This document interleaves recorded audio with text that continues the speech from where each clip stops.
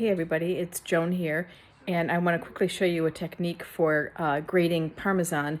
The recipe that I'm going to be making, the Roman meatballs, calls for grated Parmesan, and Parmesan is a really hard cheese and it's really hard to grate.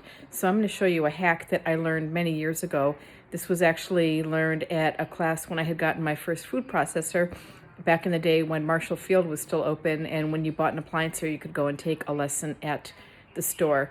So here goes. So here we have about a half a pound of Parmesan cheese, and you can see right over here and over here, that's kind of the rind end. And actually you can see here, if I can hold this up straight for you, where it's stamped, because they stamp in the wheel of cheese Parmigiano Reggiano. So I'm going to be cutting off the rind. I save it because it's a really good thing to toss into soup stocks.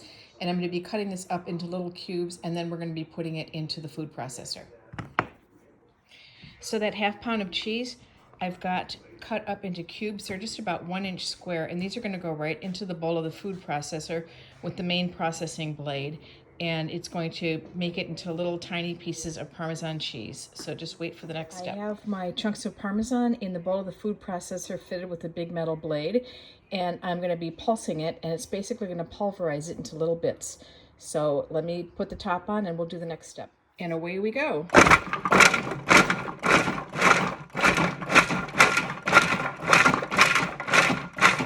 I've spared you all the grating, but I pulsed it for about 30 seconds on and off. The idea is to get a motion of the pieces of cheese kind of getting tossed up in the air by the blades.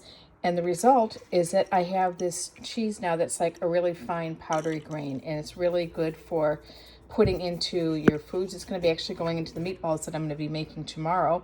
And this is just so much better than the Parmesan that comes in the cardboard tube. And it's even Italian Parmesan, there's just no comparison to it. The American, it's good, but it's just not nearly as good. And I really prefer to use this for the great depth of flavor. I hope you've enjoyed this little hack on how to grate Parmesan. One last note, that 8 ounces of Parmesan that I grated in the food processor yielded just about between 1 1/4 and 1 1/2 cups of basically the ground Parmesan. And one other thing I would like to say is when you look for fresh Parmesan in the store, try to find a piece that only has the rind on one end.